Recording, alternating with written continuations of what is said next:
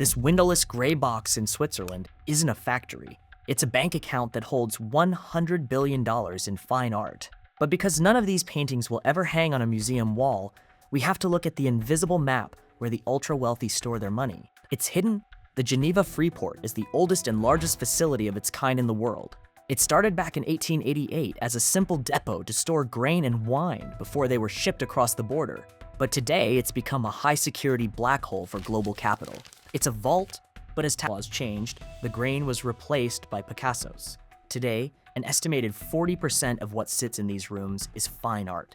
Because these objects sit legally outside any country's tax jurisdiction, they exist in a state of permanent transit, where they never technically enter Switzerland. It's fiction. There's no sales tax here, no import duty. Since no capital gains tax applies while the crates are inside and the art never legally arrives anywhere, the tax collector never sees a bill and the value grows in a total vacuum. The tax man isn't allowed inside. You could buy a painting in London and ship it directly here. It stays in a crate, stacked 3 high in a dark hallway. Years later, you sell it to a buyer from New York while it's still in the same spot. And the paint never moves while the money changes hands. Money moves, but the paint doesn't. This creates a ghost economy worth billions. A Freeport isn't storage, but a border that never closes, where the world's treasures are like stacks of cash in a vault rather than art meant for human eyes. It's a bank for beautiful things.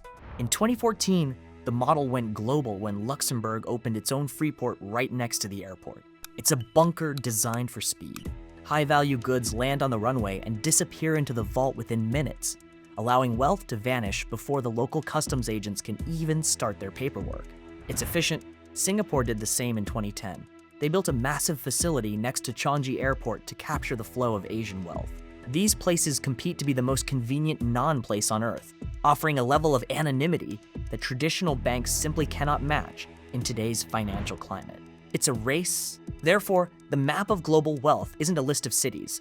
It's a network of airport transit zones. These aren't logistics hubs, but rather, they're high-security waiting rooms for capital, where billions of dollars sit in a state of permanent rest, while the world economy fluctuates outside the walls. They're islands, but physical goods aren't the only thing that needs a hiding place. Sometimes you just need an address.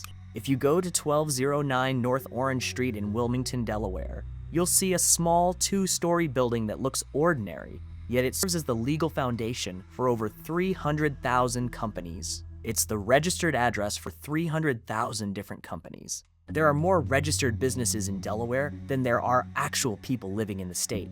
A single desk in a quiet office can represent the headquarters of a global conglomerate, with assets on 4 continents. It's crowded.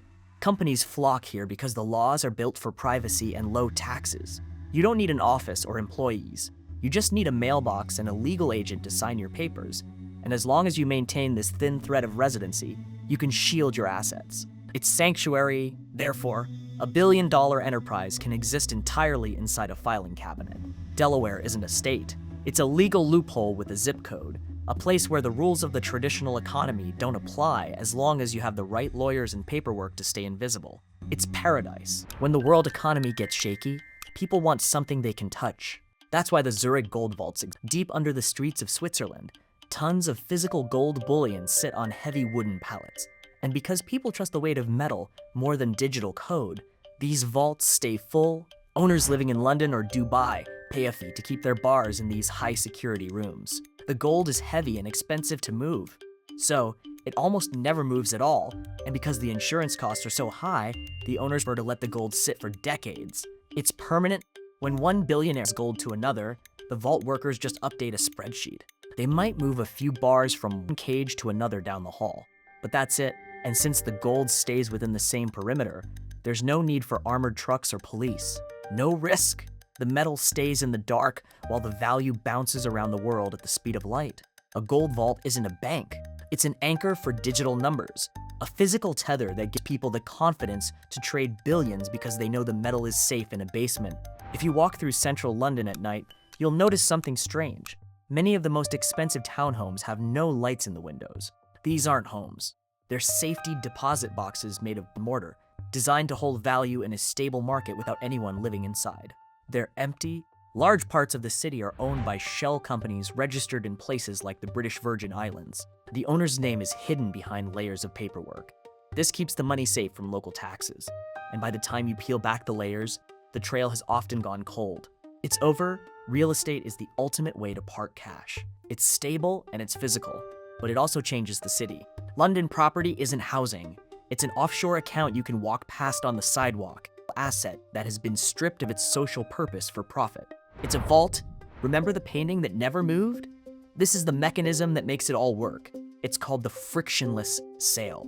In a Freeport, ownership changes hands, but the object stays behind a locked door, allowing the wealthy to flip assets for a profit without a dime in shipping. It's easy.